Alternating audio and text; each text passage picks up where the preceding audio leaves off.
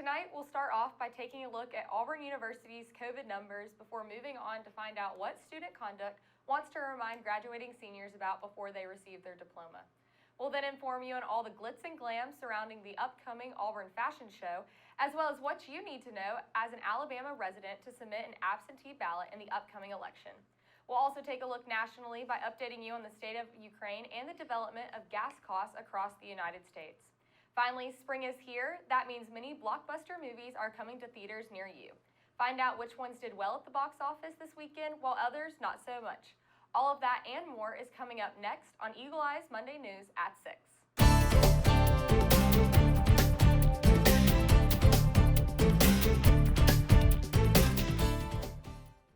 Good evening and welcome back to Eagle Eye News at 6. I'm Sydney Babb. And I'm Lily Grace Thome. The Auburn University COVID Resource Center has reported 18 new positive COVID cases for the week of March 21st through the 27th. This number is 2 cases more than the previous week's number of 16 cases and shows a slight uptick in the number of positive cases since the lift of the mask mandate on Auburn's campus. This number is still significantly less than the reported numbers from the beginning of this semester and only shows a slight deviation from the constant downward trend we have seen up until now. The center has also reported that out of 166 on-campus administered tests, only 2 came back with a positive result. That is a 1% positivity rate, which is a slight decrease from the previous week's 2% as well.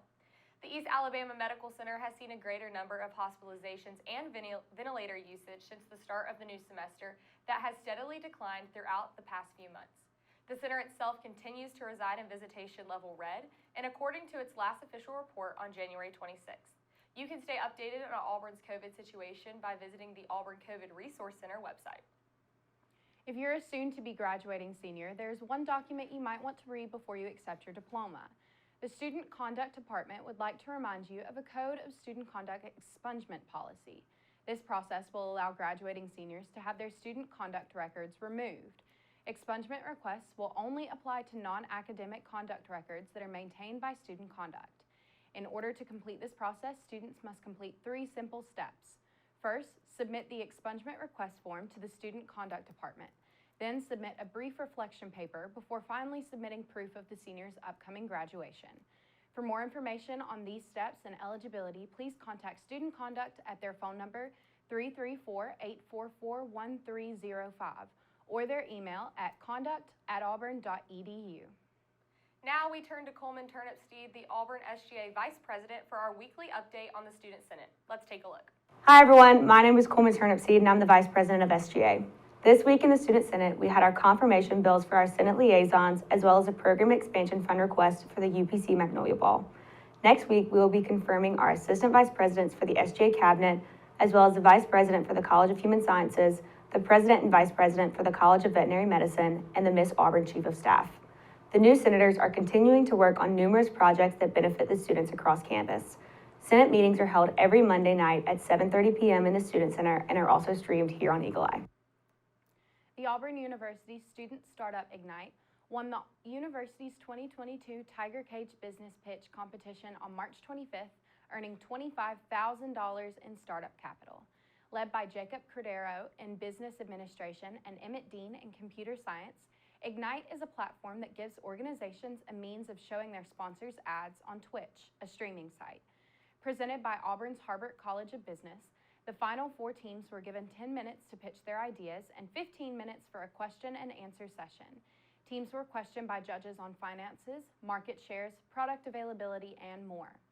Every team that made the final 4 was presented with startup capital, with 2 additional special awards being provided as well. Lou Bufano, Harbert College Director of Entrepreneurship, can be contacted for more information on next year's Tiger Cage Business Pitch competition by email at loubufano@auburn.edu. When we return from this short break, find out what events are coming up in the Auburn-Opelika area, including one mysterious Easter egg hunt. Then voting season is approaching. Learn all about some upcoming important dates you need to add to your calendar if you're an Alabamian planning to vote via absentee ballot. You're watching Eagle Eye News at 6.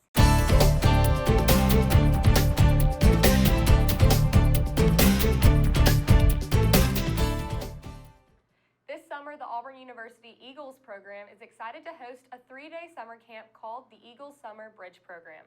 This program will be held specifically for individuals with intellectual disabilities ages 14 to 26 and is free of charge to families. Campers who attend will be encouraged to focus on health and wellness, employment skills, and individual living skills while participating in engaging, inclusive, and an educational summer experience. Applications are now open with a limited number of spots available. Campers that are accepted into the program will be notified via email by May 31st. To fill out an application and to apply, visit ocm.auburn.edu/newsroom and search Summer Bridge Program to locate the form. The Auburn University's Apparel Merchandising and Design Association, or AMDA, is hosting its annual fashion show on April 22nd. This will take place at the Beard Eves Memorial Coliseum. The fashion event, titled Art in Fashion, is a live runway show that showcases Auburn students' own designs as well as portfolio exhibits. Ticket sales are open and can be purchased through link tr.ee/thefashioneventau. You can also sign up to be a volunteer for the event through that same link. There are several different areas of opportunities, and the deadline to apply is Monday at 5 p.m. You must be an AMDA member to apply. Looking for a fun new twist on the classic Easter tradition? From Saturday, April 9th to Wednesday, April 13th, Auburn Parks and Recreation will be hosting its second annual Excellent Easter Scavenger Hunt. Each day at 8 a.m., a new clue will be posted to the organization's Facebook account about which park the first hunt will take place in. Participants will be able to use their phones to scan QR codes on the Easter eggs for each clue.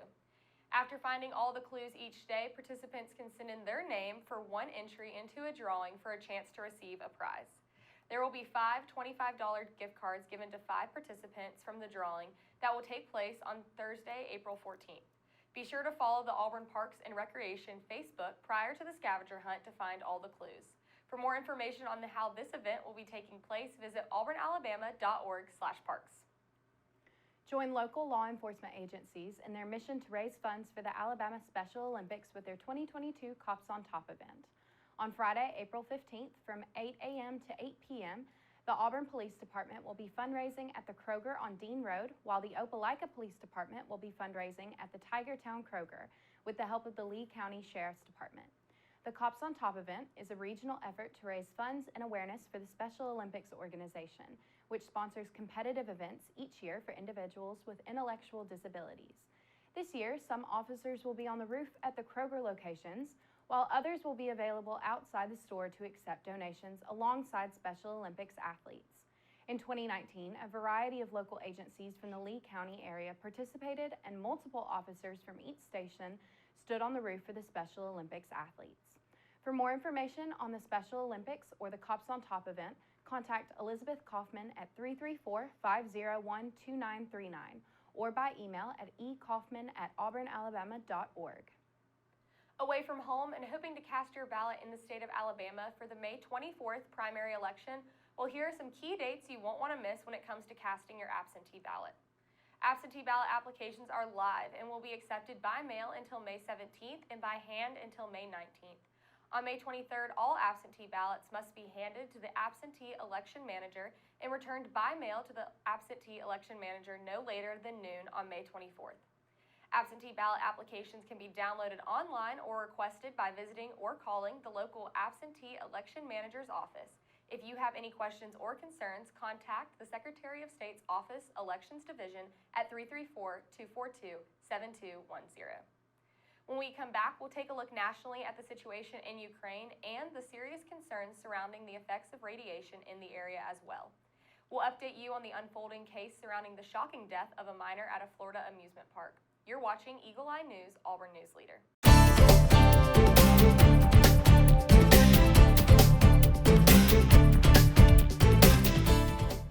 Several federal agencies are preparing for a major influx at the U.S. border. The Biden administration announced they will end a pandemic-era restriction that blocked many migrants from entering the United States. Reed Bynum has the reaction to the decision. With COVID-19 restrictions lifting across the country, the Centers for Disease Control and Prevention says there is no longer a public health need to turn migrants away. In continues to be the case. This is a health directive determined by the CDC. The CDC announcing it will lift the restriction known as Title 42 on May 23rd. That means a return to traditional immigration protocols that have been in place for decades. The Department of Homeland Security says it is preparing for a worst-case projection of up to 18,000 people trying to cross the border daily. And it requires the implementation of appropriate COVID-19 mitigation protocols, also scaling up capacity and scaling up resources needed. Opponents from both parties fear the U.S. is not ready for the influx. Ending Title 42 without any real border security plan in place would spark a humanitarian and security crisis like we've never seen before. I think there should be considered. I sent a letter. I'm against removing Title 42. If anything, it would be looking.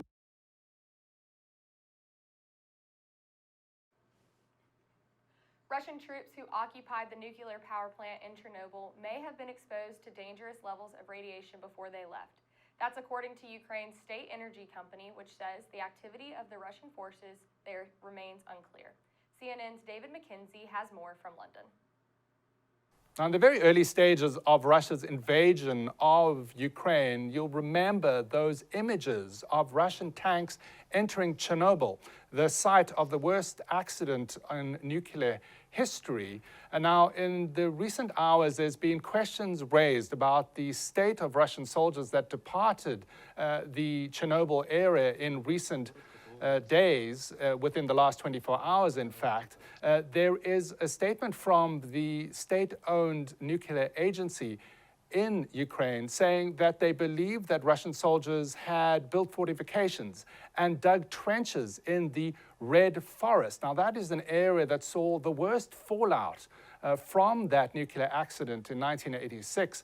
Now, radiation levels have, of course, dropped drastically since then, but that state-owned agency says that those soldiers were panicked before they left. The CNN couldn't independently verify that assessment, but there is a worry that they could have had some level of radiation exposure. The head of the International Atomic Energy Agency spoke to CNN on Friday, saying there were some levels of raised radiation, but after so much time since that accident, that the levels overall in Chernobyl are low. They are requesting information from the Russians about possible exposure, and he's looking to go to the site as soon as possible. David McKenzie, CNN, London. You know how the U.S. plans to release oil from its reserves with the help of gas prices? Dozens of other countries have met to talk about doing that too. And as Amy Kiley reports, that's not the only big news about cutting fuel costs.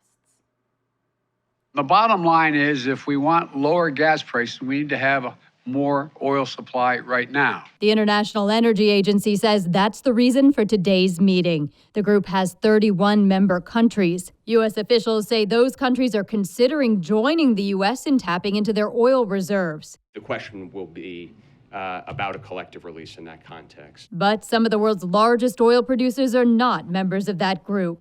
We continue to engage with non-IEA members, China and other countries around their reserves, and will continue to do so. But the immediate step at hand will be the IEA.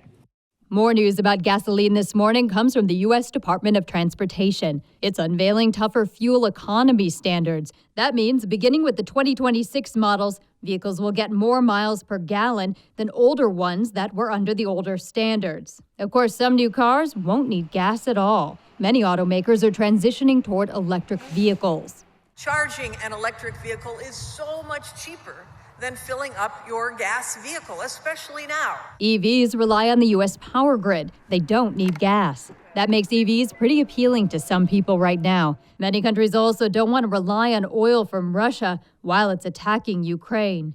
It will also make us, as a nation, energy independent. It will make a great step toward that goal. I'm Amy Kiley reporting.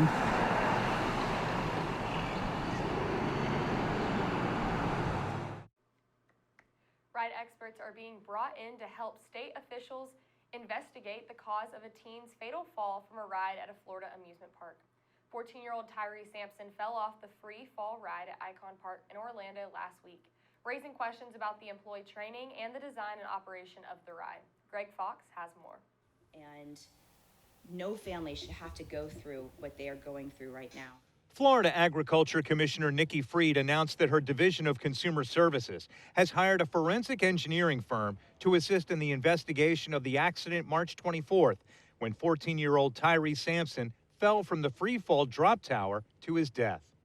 We are going to do everything in our power, and including potentially increasing our power, to make sure that something like this never happens again. Quest Engineering and Failure Analysis is the same firm hired in 2018 after the Sandblaster roller coaster in Daytona Beach derailed, tossing 2 people out of their vehicles, causing serious injuries. Orlando lawmaker Geraldine Thompson is promising to file a bill in Tyree's name to improve safety standards based on the results of this investigation.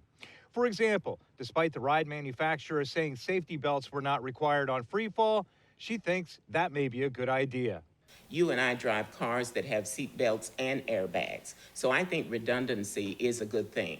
And it may be that the investigation will point out that not only the harness, but an additional safeguard, which would have been a seat belt, could have saved Tyree's life. And I think that this is a case of not only gross negligence, but possible punitive damages here. Attorney Michael Haggard represents the Sampson family. His experts are reviewing safety issues previously raised by West 2 Investigates. The fact that Tyree's weight exceeded the limits set by the ride maker. The fact that the ride operators had been trained less than 6 weeks prior to the accident. And the possibility that warning systems may not have alerted ride operators if Tyree's shoulder harness was not locked in place. Not only is the family and the mother in utter shock and disbelief she's lost her boy, but every witness I have talked to is absolutely suffering from trauma. When we return, we'll take a look at how Auburn did this past weekend in sports with our Auburn Sports Update with Valerie Heffernan. Stay tuned.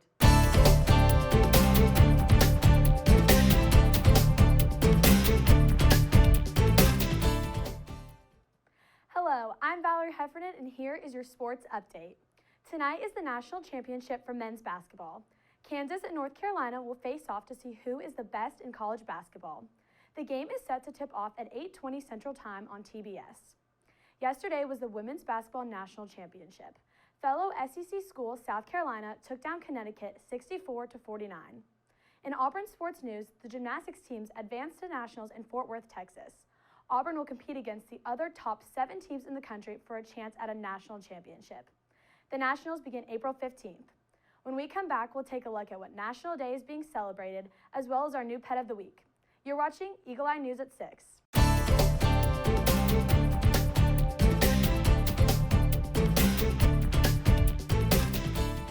April 2nd was PB&J's time to shine on National Peanut Butter and Jelly Day. The childhood favorite that, let's be honest, is still just as satisfying when you're an adult, comfort food at its easiest and perhaps its stickiest. They're even popular in space. Did you know the average American will have eaten more than 2,000 peanut butter and jelly sandwiches by the time they graduate from high school?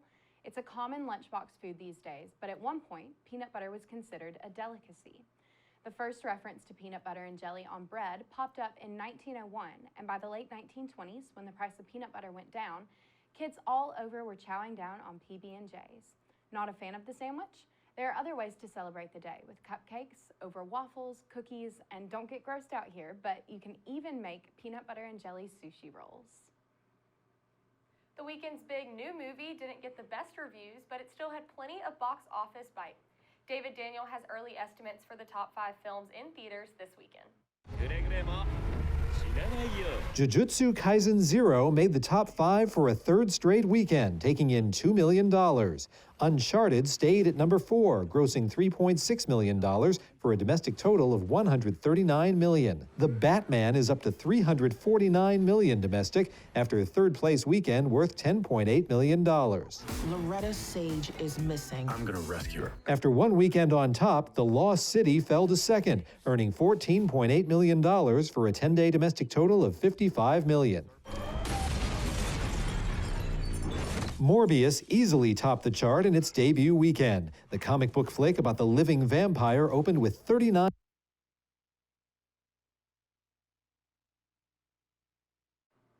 Our new pet of the week, Squeaky, is a precious 6-year-old lady looking for a home she can relax in. Squeaky loves to roam around in search of the best nap spot she can find and is always ready for a cuddle or two in the afternoon when you get home. She is vaccinated, fixed, microchipped, and FIV/FELV negative. Adopt Squeaky for $125. We're out of time, but for more Auburn news, head over to our website, eagleeyeauburn.com, and check out our social media pages. I'm Sydney Babb. And I'm Lily Grace Thome. Thank you for watching, and War Eagle.